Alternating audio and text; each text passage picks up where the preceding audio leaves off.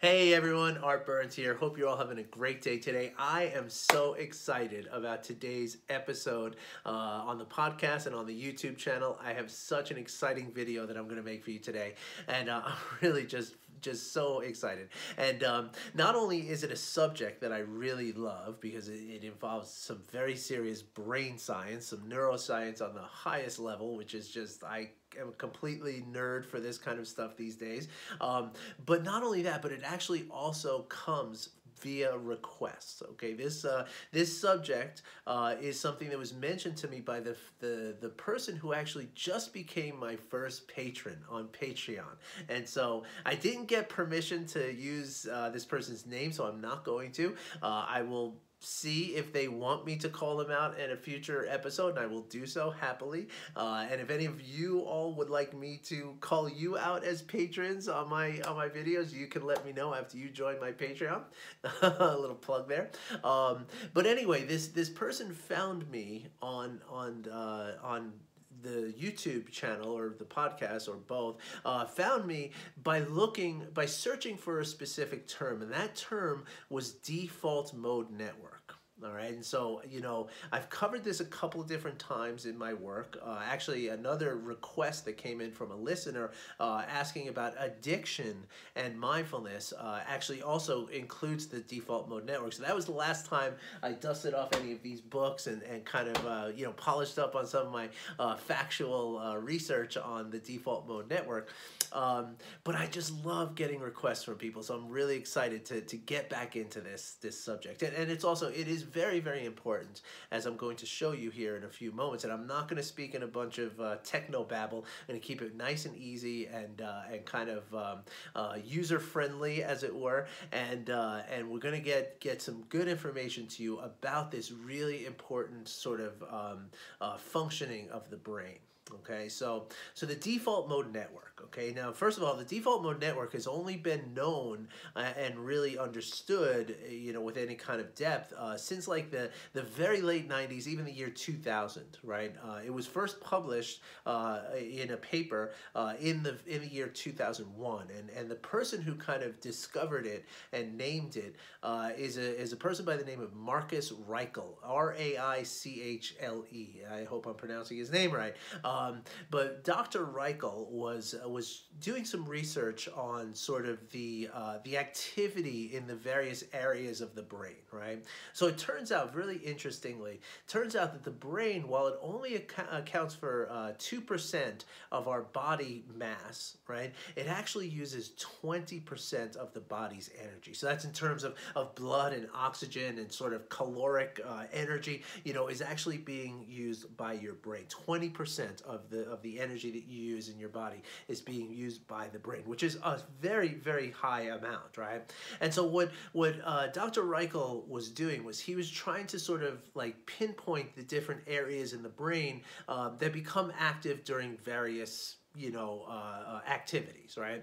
And so what he did, what really kind of astounded him a little bit and led to the sort of discovery and the naming of the default mode network, right, was that he would have people do various things, right, in these lab experiments to sort of see where the energy was happening in the brain, right, what areas of the brain were lighting up, as they say, right, and he one thing that he gave was he had a subject count backwards by 13 from the number 1,472 or something like that, and count backwards by 13 down to 0, right, and so that's a task that requires a lot of attention, right? A lot of focus, attention, and you know, brain, you know, kind of focus energy, right?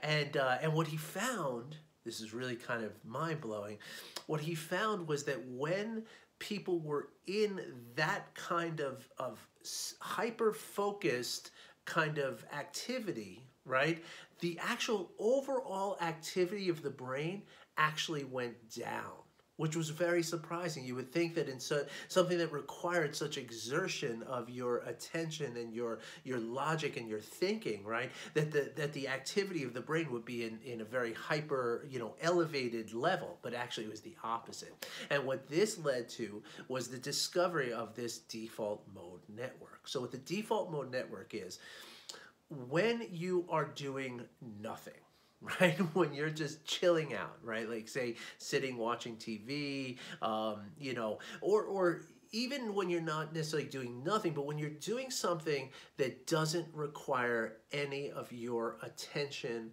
or your thought, okay? Something that scientists would call a non-task oriented activity. Right? So you're doing something that is so familiar and so easy for you that you do not have to think about it. Right? So anything from that, which could be, you know, washing the dishes, driving your car, you know, walking from here to there, right? Like you don't think about walking while you're walking, right? Like that's something that we don't do. Is ever since we were 2 or 3 years old, right? We do not think about, you know, okay, my right foot is stepping now, my left foot is pushing off and stepping forward now. We don't think about that stuff because we've done it so many times that we don't have to devote any thought to it, right? Same thing with parents. You know, there's so many things, like the first time a parent changes a diaper, right, is like one of the most difficult things you've ever done in your life, right? You know, for a variety of reasons it's difficult, you know, sensory, not, you know, especially. But as you change the diaper, you know, what, 4 or 5 times a day, you know, over and over and over again. And then you have another child and you do the same thing over and over and over again. It gets to the point where you just do it. You don't have to think about it, right? And so when we're in one of these non-task oriented activities, which by the way accounts for, you know, for in some cases 95% of the different things that we do every day, right? Most of the things that we do every day are exactly, you know, fall exactly under this umbrella of non-task oriented activities because we simply don't need to think about them. Right? And so when we're doing all these many things every day, right, what's happening is the kind of, you know, the sort of understanding before Dr. Reichel, you know, discovered this default mode network, the understanding was that the brain is at its sort of rest state, right? That things are quiet, but nothing could be further from the truth. Actually, it's just bursting and vibrating with activity, even when you're not using it technically, right? And so this is this area that is so active during these times of non-task oriented activities is called the default mode network. Okay, so it's like the default. It's like when you're not doing anything, when you're doing nothing, you're going into this default mode network, right? So the default mode network is a circuitry, right, that involves an area from the front of the brain, an area from the back of the brain, and then you can't see it because this is the outside of the brain, but in the inside of the brain. And for all of you on the podcast, I'm just pointing to my t-shirt. You're not missing that much, but through the center of the brain,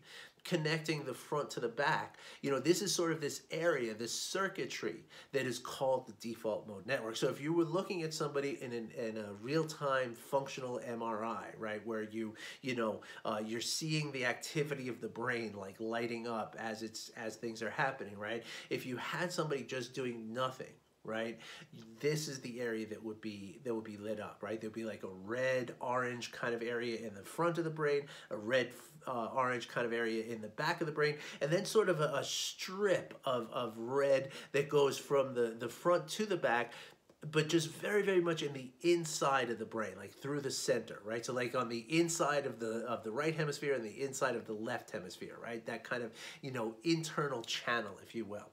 So anyway, that just gives you an idea of where this is happening in the brain. That's not really important to the conversation here, but just giving you sort of some reference points there, right? So the thing is that the default mode network is responsible for 2 really important things when it comes to the work that we talk about here on this podcast and in these videos, okay? And actually, the last time I talked about the default mode network and the last time I broke out all of these books and you know, read through, and by the way, when I read these books, it's like there's so much underlined here that it's like, you know, I read back, I'm like, why did I even underline? I just read the whole book again. But anyway, the last time I came through this was a few months ago when another listener actually contacted me asking me about how addiction and mindfulness work together, and the default mode network is central to that topic. Okay, so let's talk about what the default mode network really kind of does at first, okay? So again, the default mode network is active when we are in a, when we're not thinking about something, right? When we're just kind of there. Whether we're just sitting down, just gazing off at the blue sky, or we're doing one of those many, many things, as I said, that just don't require our attention, right? That is when this area of our brain is active. So the result of the activity of this this area of our brain is very specific. And it really ties in not only to addiction, as I'm going to cover in a couple moments, but it also ties into just our general happiness and the ability that we have to kind of function properly with the right kind of perspectives in our lives. Okay, so let's talk about what happens, right? So the default mode network is responsible for two really kind of specific things. Now, there's a lot involved. I mean, obviously, like I could never cover in 20 minutes of a video what's contained in all these books and all these books and stuff. So, I mean, so there's a lot more to it that I'm going to be able to talk about today. Again, I have talked about this before, and I'm talking about new parts of it today. So you can check out the older episodes and stuff, or do some more research, or let's get into a conversation. We can talk about more of this. But anyway, the two things that are really pertinent to the work that we do here on this podcast and in these videos is that the first thing the default mode network is doing is it's giving us a sense of it's making us focus. It's forcing us to focus on ourselves. Okay, now it's very commonly known that we live in what could be called a me-centered universe, right? We always have this tendency to think of how the world affects us, right? So we kind of view the universe as this thing that revolves around us, right? Which to an extent that's true, right? Because everything that we're experiencing as it relates to us. So there's nothing necessarily wrong with that, right? However, when we think of the things that are going on with us, right? So when the default mode network is active, what it's going to have us do is something that psychologists and neuroscientists call selfing, right? Which is kind of taking this me-centered universe and really amplifying it so that we're really like pretty close to kind of obsessed, right? In a kind of ruminating kind of fashion about ourselves. Okay, now, the bad news about that is that we don't really tend to think about how awesome we are, right? We don't think about how wonderful everything in our life has been and how wonderful everything in our life is going to be and how wonderful we are within our life and how beautifully we touch everyone else in our lives, right? Instead, what we are going to be, much more likely to think, and in fact, like necessarily going to think about, like definitely, not more likely, but definitely, the things we're going to think about are what is wrong with ourselves, right? We're going to think about our sort of drawbacks, our inadequacies, our problems, our worries, our fears, right? That's where our mind is going to go when our default mode network is active, right? And I'm sure you could do a little thought experiment on your own, right? That while you're sitting there watching TV, notice what kind of thoughts come up, right? As you're doing that. I mean, TV might be a little bit of a strange thing because you are focused on something when you're watching TV, right? So maybe that's not a good one. Maybe just driving your car, right? Like turn off the radio as you're driving the car and just allow yourself to be present with your thoughts and notice what kind of thoughts come up, right? And generally, what's likely to come up are things like, money problems or social concerns or health concerns or romantic concerns or, problems at work, problems at, with your family. You're going to think about that thing you did last week that you regret doing, right? These are the things that are likely to pop up into your mind as you're just in this kind of do-nothing state. Right, and so that's what the default mode network is making you do. Right, it's kind of forcing you to think about those things about yourself and what is not right about yourself. Right, so in a lot of ways, you've heard the term, I'm sure, the monkey mind. right?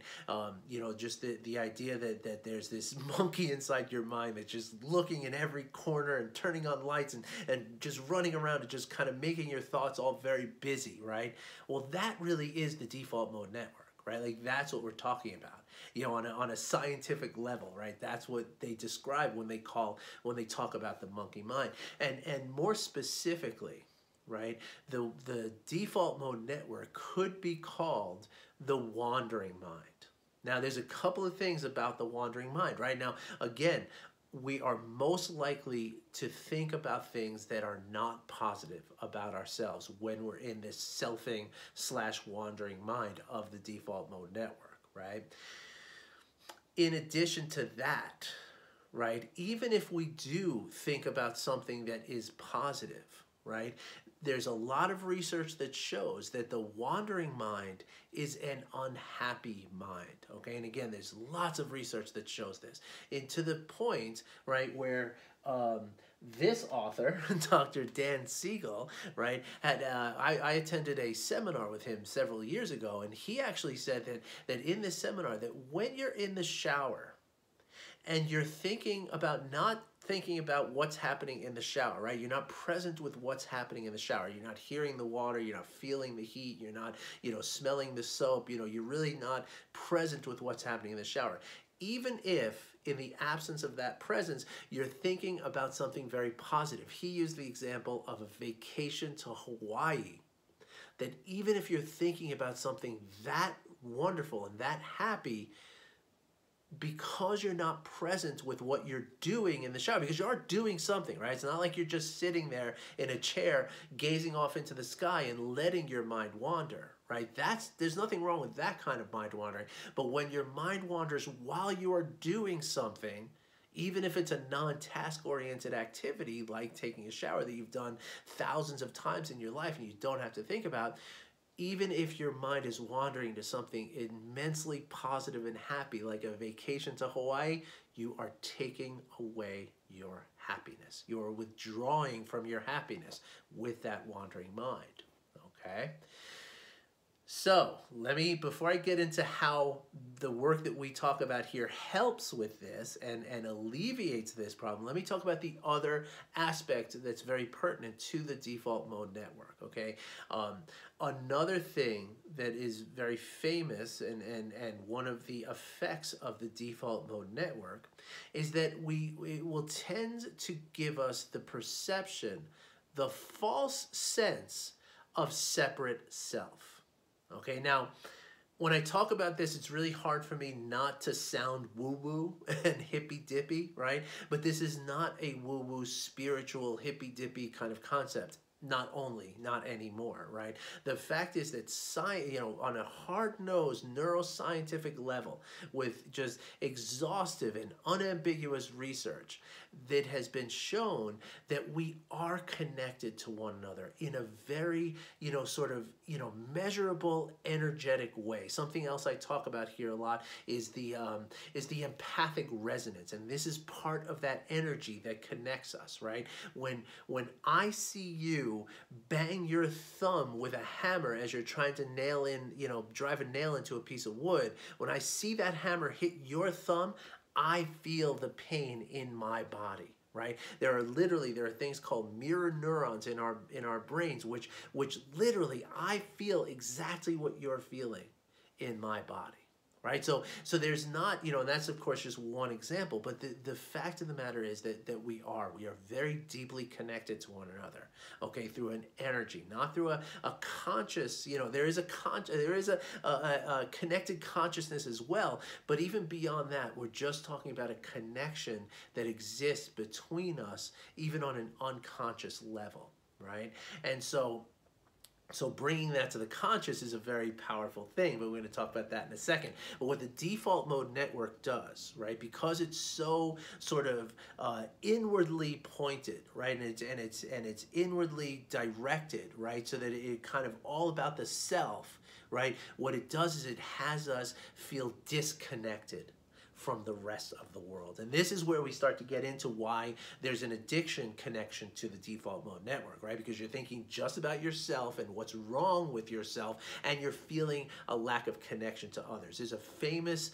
quote in the sort of realm of addiction, right? Which is, I am a former addict myself, a recovering addict. You're never really a former addict. I'm a recovering addict.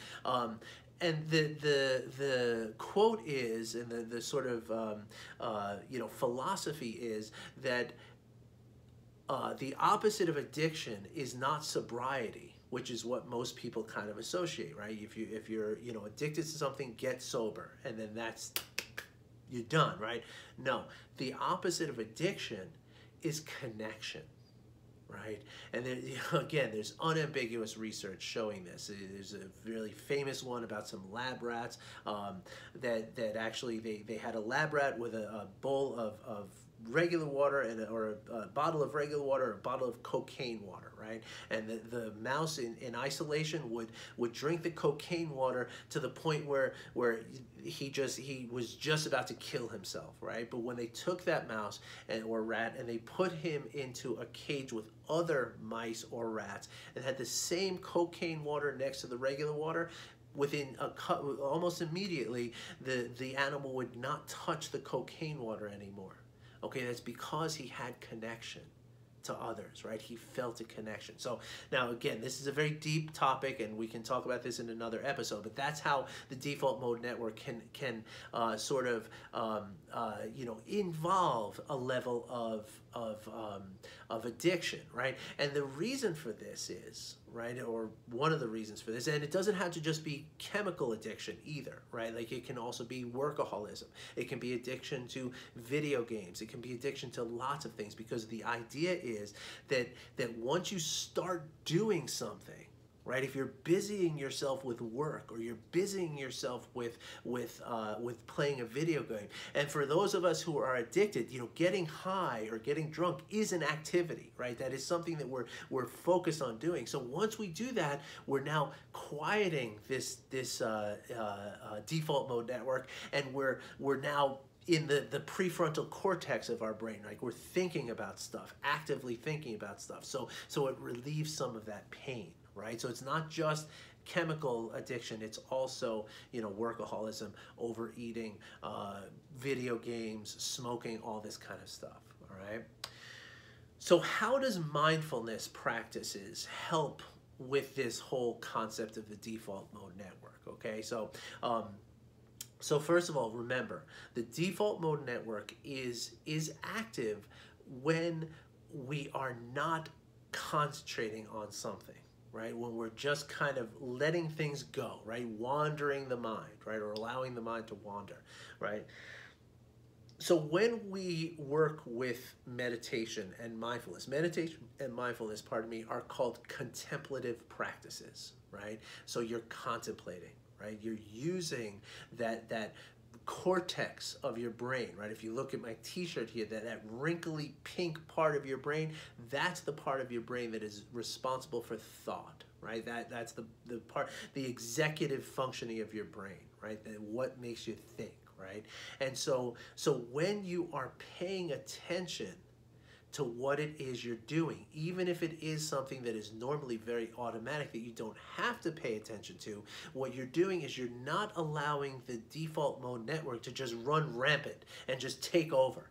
Instead, what you're doing is you're actually letting that default mode network connect and integrate to the other parts of your brain, right? And this changes everything with how the default mode network works, right? Because now you're not going to be stuck in this selfing, cycle of like thinking only about yourself and thinking about what's wrong with yourself and all this, right? In fact, what you're going to start doing now is you're going to start noticing that you're thinking about yourself and you're thinking about how inadequate you are. And now you're going to be able to challenge those thoughts, right?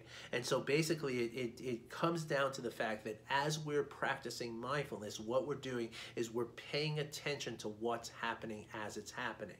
And so therefore, we're not ever in a place of non-task oriented activity, right? Now, not without intention, I should say, right? I could still take a chair out on the lawn and gaze up into the blue sky and let my mind wander. I can do that anytime I want to, right?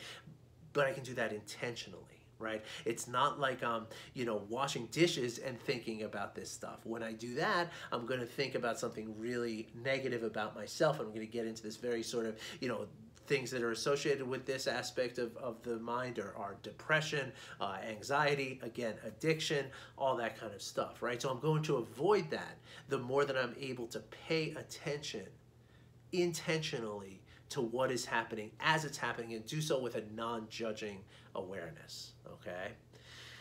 The second thing that really comes in strong.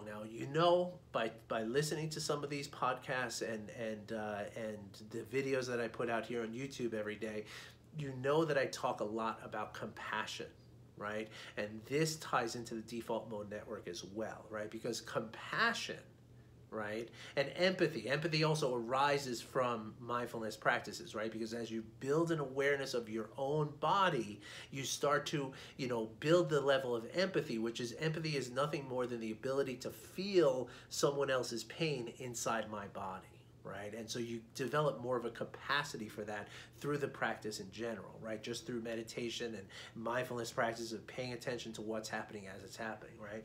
But then when we add compassion, right? Compassion is all about, being concerned about another person's suffering, right? The word compassion comes from the Latin cum pare, right? Which means to suffer with, right? So when we're practicing compassion and we're engaged in the concept and the idea and the practice of compassion, what we're doing is we're concerning ourselves with another person's suffering, and we're trying to be present with that suffering so that we can help to relieve that suffering, right?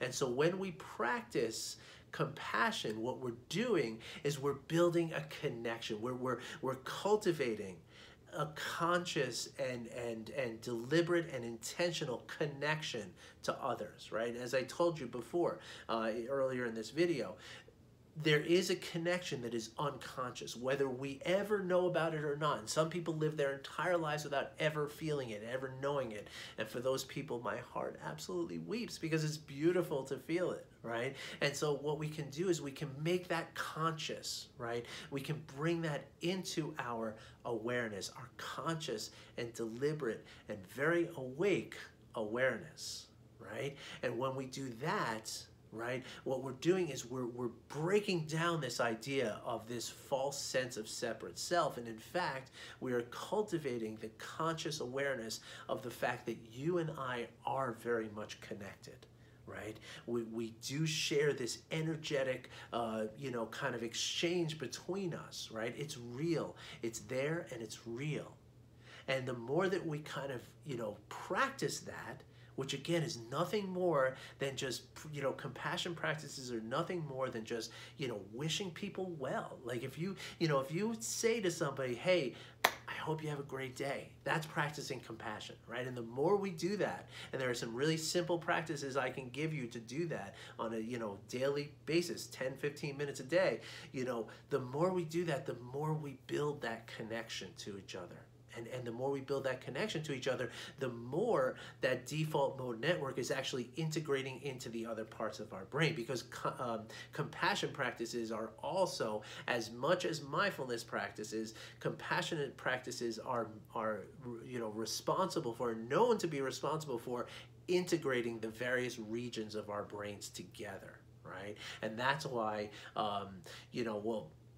with meditation, when we're in formal meditation, one of the things that often happens at a certain point of meditation is you start to produce high amplitude gamma waves in your brain. Now, I'm getting very technobabble here, and I don't want to, but let me just give you a quick little trick on understanding how the gamma waves work in your brain. Gamma waves, when you have gamma waves present in your brain, what that means is that every region of your brain is firing, all of it at once. You're using every bit of the energy of your brain, right? It's all just there for you, right? And so there's a great little trick that they have in this book here that's written by Dr. Daniel Goleman and Dr. Richard Fraser, Richard Davidson, pardon me, and so what is the one word that would make a compound word out of the following three words? Okay, meaning there's one word you could add to these three words which would create a compound word for each one, right? This is one common word. So the three root words are going to be crab, sauce, and let's say pie, right? I don't think that's the one that they use, but let's use pie, right? So crab, sauce, and pie.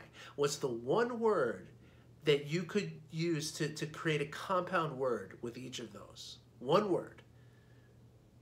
I'm not going to sit here forever. I'll give you a couple more seconds. And if you want, here's the thing, if you don't have it yet and you want to keep working on it, then pause this video right now. Okay, so when you came up with that answer, and the answer is the word apple, the minute you came up with that word apple, that meant that you were experiencing gamma waves. That means that every part of your brain, you were searching everything you have, every memory, every understanding, everything you have, and it all came together. So that is a way that you can experience gamma waves. So I hope you got it, and if you didn't, I hope you paused long enough to get it on your own. So anyway, that's a fun little trick that you can do. You can play that at a party next time you go out, at Thanksgiving or whatever, or Christmas or Hanukkah or whatever you're doing. But anyway, so the default mode network, okay, again, false sense of separate self, right? Plus the idea of selfing, which is, you know, kind of obsessively thinking about ourselves, right? Like, you know, thinking about like, well, you know, what's my Facebook, you know, how many likes did I get on my Facebook post? How do I look today?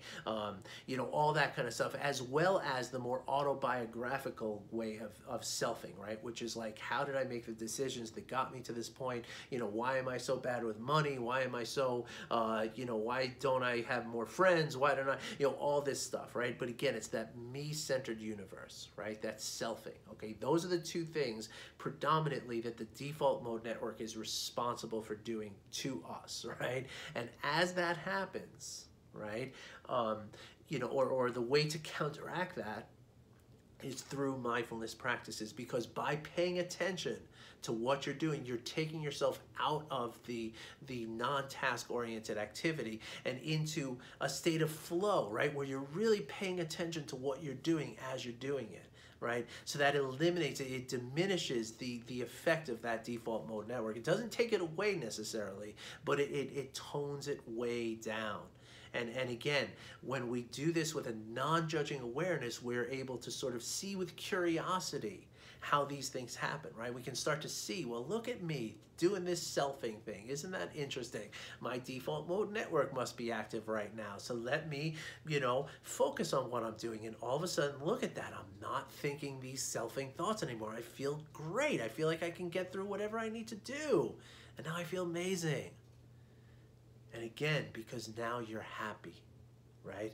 You're not happy when your mind is wandering and you're thinking about all these different problems and all these different isolating thoughts, right? You're not happy during those times. So therefore, you can't be in a flow state. You can't, you know, employ, because then, of course, what happens is as we start thinking about these negative things about ourselves, we start to sense fear. And once we start to sense fear, that's when the stress happens in our bodies. And then the whole brain functioning gets thrown off completely, right? You literally, your IQ drops by like 15 points when you're in the stress response, right? So you're no longer even able to diminish the default mode network. So that's why it's also very much connected with stress, right? Which is connected to the wandering mind, right? Which is also connected to the sense of separate self, the false sense of separate self, right? Because the more we feel isolated, the more afraid we're going to be from that. All right, so I hope you enjoyed this. This was a really long video, you know, trying to give you the value here, and I hope that you enjoyed it. I hope you understood it. I hope if you have any questions, I hope you reach out and ask me whatever questions you have, and I'd be happy to hear from you, and I'd really be happy to get into a conversation, especially if it's a conversation that allows me to help you to practice some of these practices, to do these practices which will help to reduce the negative aspects of your default mode network and allow you to be happier and more fulfilling, you know, lead a more fulfilling life, a more connected life, and a more happy life, because that is a more successful life. All right, so let's talk about that. All right, thanks for listening. Thanks for watching.